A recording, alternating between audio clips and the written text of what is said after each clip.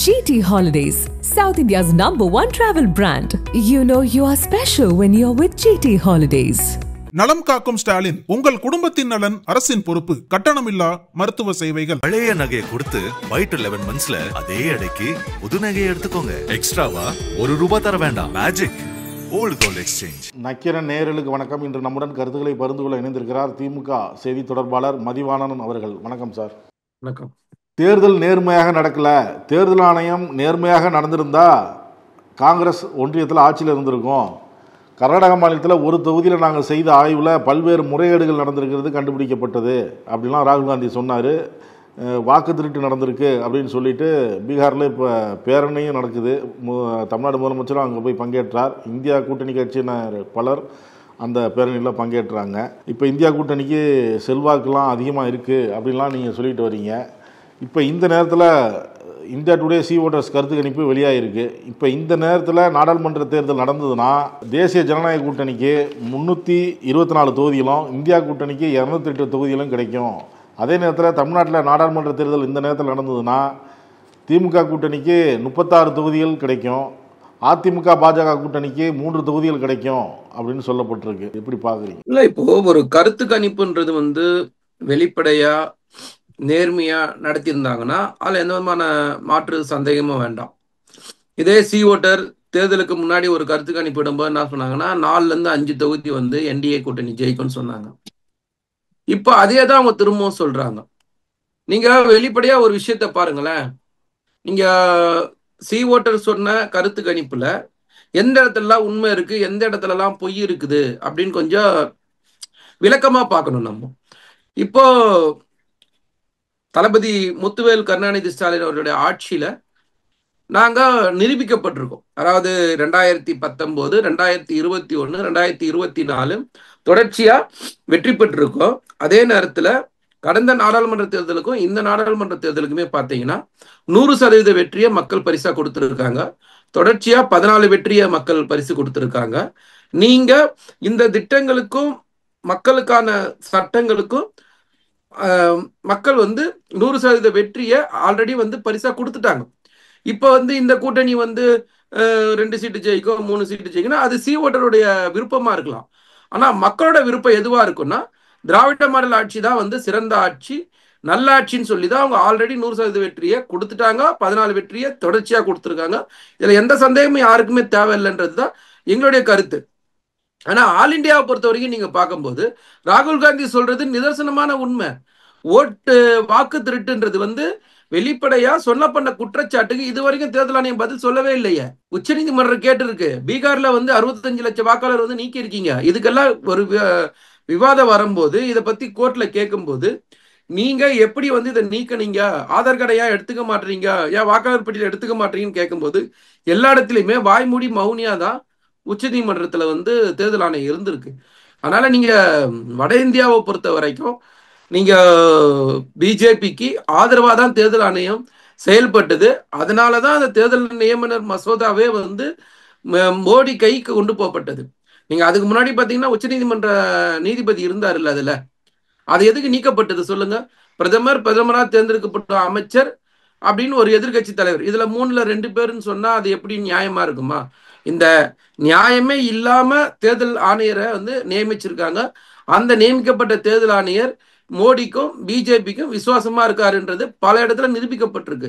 எதிர்கட்சி சொல்லப்பட்ட எந்த குற்றச்சாட்டுக்குமே தேர்தல் ஆணையம் இதுவரைக்கும் எந்த இடத்துலயுமே பதில் சொல்லல. அது யாருமே மறுக்கவே முடியாது. இப்ப நீங்க சொல்றீங்க சிறப்பான ஆட்சியை தந்துட்டு வரோம், தொடர்ந்து வெற்றி பெற்றுட்டு வரோம் அப்படின்னு நீங்க சொல்றீங்க. இன்றைய தினம் ஒரு நிகழ்ச்சியில நிர்மலா சீதாராமன் பேசும் பொழுது ஆட்சி மாற்றத்தை மக்கள் விரும்புறாங்க, தமிழக மக்கள் நல்லாட்சி வேண்டும் அப்படின்னு நினைக்கிறாங்க, ஒரு குடும்பம் மட்டுமே ஆட்சி செஞ்சுட்டு இருக்கு, அதை மக்கள் விரும்பல அப்படிங்கிறாங்க. இல்ல சார், அதாவது நிர்மலா சீதாராமன் மாதிரி தமிழக மக்களுக்கு விரோதமான ஒரு நபரை இந்த தமிழ்நாட்டு மக்கள் பார்த்தே இருக்க மாட்டாங்க. அதாவது எந்த இடத்துலையுமே ஒரு தமிழ்நாட்டு மக்களுக்கு அவங்களுடைய இன்ப துன்பங்களுக்கு பங்கு கொள்ளாத ஒரு கட்சி எதுனா பாரதிய ஜனதா கட்சி தான். இந்த பாரதிய ஜனதா கட்சின்றது நிர்மலா சீதாராமன் மாதிரியான ஆட்கள் நாங்க கேட்கிற ஒரே ஒரு கேள்விதான் சார். இன்னைக்கு வரைக்கும் நீங்க தமிழ்நாட்டுக்கு என்ன மாதிரியான திட்டங்கள் கொடுத்தீங்கன்னு அவங்களால சொல்ல முடியுமா? நீங்க வெளிப்படையா பாருங்களேன். தமிழ்நாட்டுல மழை வெள்ளம் வந்தா நிதி கொடுக்க மாட்டாங்க, அதே மாதிரி பட்ஜெட்ல தமிழ்நாடு முழுசா புறக்கணிக்கப்படும். ரயில்வே திட்டங்களுக்கான நிதி ஒதுக்கீடுன்றது கேள்விக்குறியா இருக்கும். மாநில சுயாட்சின்றது மிகப்பெரிய பிரச்சனையா இருக்கும். இருமொழி கொள்கையை நாங்க ஆதரிச்சா அவங்க மும்மொழி கொள்கைன்னு சொல்லுவாங்க. இன்னைக்கு வரும் கல்விக்கான நிதியை இன்னி வரைக்கும் கொடுக்காம இருக்கிறாங்க. வரி பகிர்வுல ஓர வஞ்சனை. நாம ஒன்றிய அரசுக்கு கொடுக்கப்படுற நிதி எவ்வளோ, ஒன்றிய அரசு நமக்கு திரும்ப கொடுக்கப்படுற நிதி எவ்வளோ, எல்லா இடத்துலையுமே ஓர வஞ்சனையோட தமிழ்நாட்டை முழுசா புறக்கணிச்ச கட்சி பாஜக. இந்த பாஜக என்ற கட்சி நிர்மலா சீதாராமன் மாதிரியான ஆட்களை வச்சு பேசுறாங்கன்னா, நிர்மலா சீதாராமனுக்கு முதல்ல எந்த தகுதியுமே இல்லை. தமிழ்நாட்டுக்கும் தமிழ்நாட்டு மக்களுக்கும் நீங்க எந்த அடிப்படையில நீங்க உதவி பண்ணீங்கன்னு சொல்ல முடியுமா? ஏதாவது ஒரு இடத்துல தமிழ்நாடு பாதிக்கப்பட்டிருக்கும் போது, தமிழ்நாடு கஷ்டப்படும் போது அவங்களுக்கு என்ன நீங்க நிதி கொடுத்துருக்கீங்க? நீங்க ஒவ்வொரு மழைக்கும் வெள்ளத்துக்கும் கேட்கும் போது எந்த வரைக்கும் நிதியே கொடுக்காத ஒரு ஆளு. நாங்க சொல்றது கல்விக்கான நிதி இல்ல, விளையாட்டுக்கான நிதி இல்ல, ரயில்வேக்கான நிதி இல்ல, எதுக்குமே இங்க நிதி ஒதுக்கவே படலையே. நீங்க எங்களை பார்த்து குறை சொல்றீங்கன்னா, நான் என்ன கேட்கறேன்னா, தமிழ்நாட்டு மக்கள் எப்படி தொடர்ச்சியா 14 வெற்றி எங்களுக்கு பரிசா கொடுப்பாங்க? கொஞ்சம் சிந்திச்சு பாருங்க. 100% வெற்றி. மோடி 400 சீட்டு ஜெயிப்பேன்னு சொன்னாரு சார். இன்னைக்கு மைனாரிட்டி கவர்மெண்ட் அவர் ஃபார்ம் பண்ணியிருக்காரு. வெறும் 240 சீட்டு தான் அவர்கிட்ட இருக்கு. ஆனா நாங்க 40க்கு 40 வெற்றி பெற்றிருக்கோம். 100% வெற்றி எங்களுக்கு மக்கள் பரிசா கொடுத்துருக்காங்க.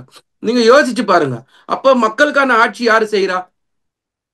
நாங்க மக்களுக்கான ஆட்சி செய்யறோம், நீங்கள் மக்கள் விரோத ஆட்சின்னு செய்யறீங்க. இன்னைக்கு வரைக்கும் இந்த நாட்டுடைய பிரதமர் அமெரிக்காவுடைய 50% வரி விதிப்பை பத்தி பேசவே தயாரா இல்ல. இன்னைக்கு திருப்பூர்ல எவ்வளவு பாதிக்கப்பட்டிருக்கு, ஏன் அதை பத்தி எங்கேயுமே பேசல? அதுக்கான மாற்று வழியை பத்தி ஏன் சொல்லல?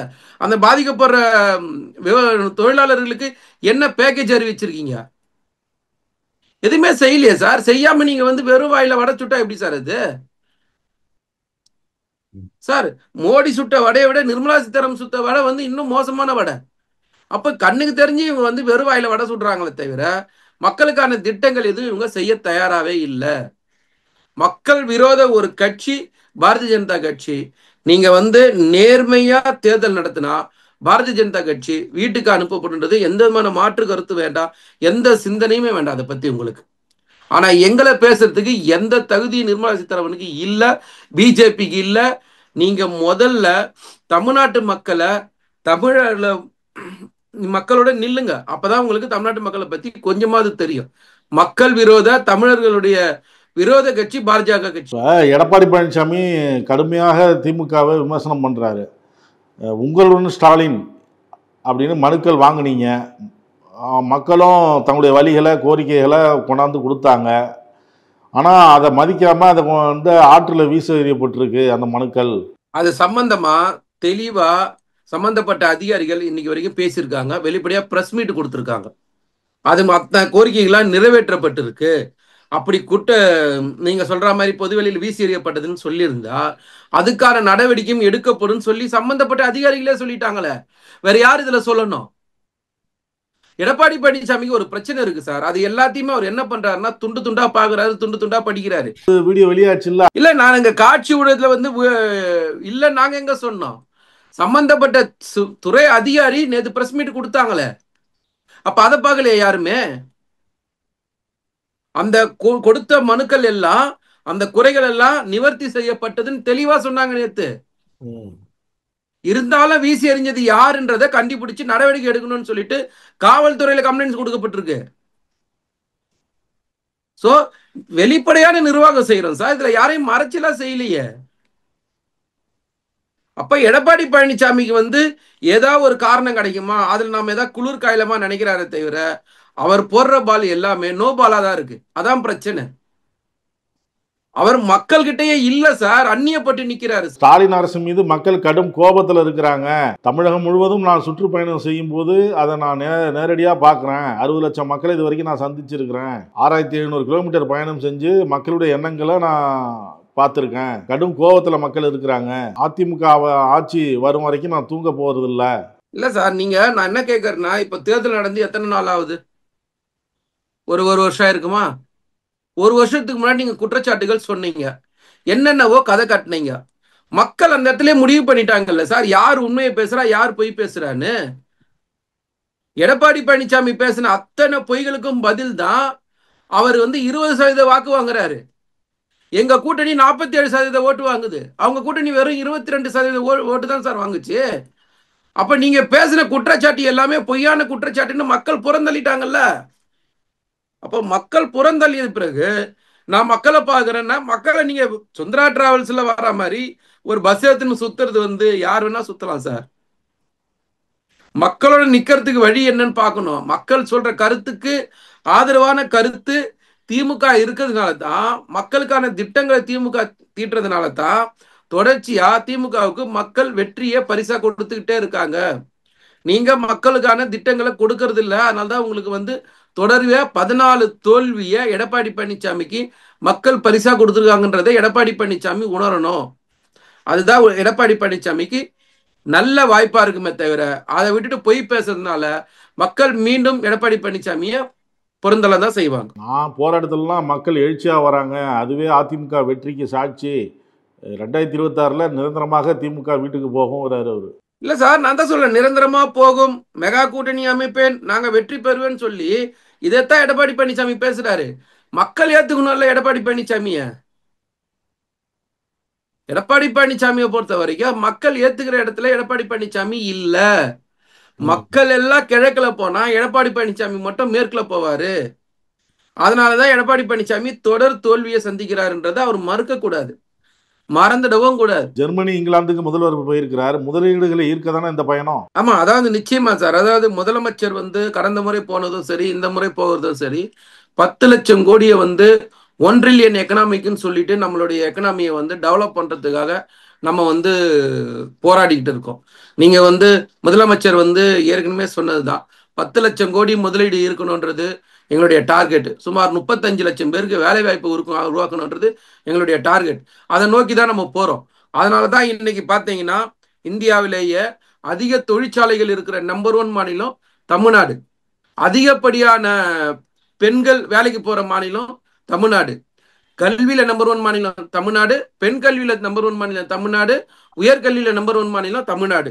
அதே மாதிரி பாத்தீங்கன்னா வறுமை ஒழிப்புல நம்பர் 1 மாநிலம் தமிழ்நாடு, சுற்றுச்சூழல் பாதுகாப்புல நம்பர் 1 மாநிலம் தமிழ்நாடு, மாசில்லா எரிசக்தியில நம்பர் 1 மாநிலம் தமிழ்நாடு, பொருளாதார வளர்ச்சியில நம்பர் 1 மாநிலம் தமிழ்நாடு, தோல் உற்பத்தியில நம்பர் 1 மாநிலம் தமிழ்நாடு, ஜவுளி உற்பத்தியில நம்பர் 1 மாநிலம் தமிழ்நாடு, செமிகண்டக்டர்ல நம்பர் 1 மாநிலம் தமிழ்நாடு. அதே மாதிரி தொழில் தொடங்குறத உகந்த மாநிலத்துல நம்பர் 1 மாநிலம் தமிழ்நாடு.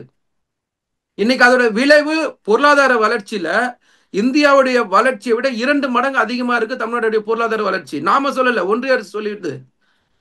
அப்போ அதிகப்படியான தொழிற்சாலைகள், அதிகப்படியான கல்வி நிறுவனங்கள், அதிகப்படியான சுகாதார கட்டமைப்புகள், அதிகப்படியான சாலை கட்டமைப்புகள், அதிகப்படியான சட்ட ஒழுங்கு சீராக பாதுகாத்தல், இப்படி பல்வேறு விஷயங்கள்ல தமிழ்நாடு சிறப்பா இருக்கிறதுனால அந்நிய முதலீடு நேரடியா ஈர்க்கப்படுதுன்றத தயவு செஞ்சு எடப்பாடி பழனிசாமி அவர்கள் இதை பார்த்து படிச்சு தெரிஞ்சுக்கணும்னு நாங்க ஆணித்தரமா சொல்ல ஆசைப்படுறோம். கருத்துக்களை பகிர்ந்து கொண்டதற்கு நன்றி சார். நன்றி. நக்கீரன் டிவிக்கு சப்ஸ்கிரைப் செய்யுங்கள். உங்கள் ஆதரவே எங்கள் பலம். ஆசிரியர்களுக்கு நண்பனாகவும் மாணவர்களுக்கு ஆசானாகவும் திகழும் தேர்வு வழிகாட்டி. ஒவ்வொரு பாடத்திற்கும் அனுபவமிக்க ஆசிரியர்களின் துல்லியமான தெளிவான விடைகள். CNC இருக்கு, தேர்வு பயம் எதற்கு? இது தீரன் பப்ளிஷிங் ஹவுஸ் விற்பனை வெளியீடு.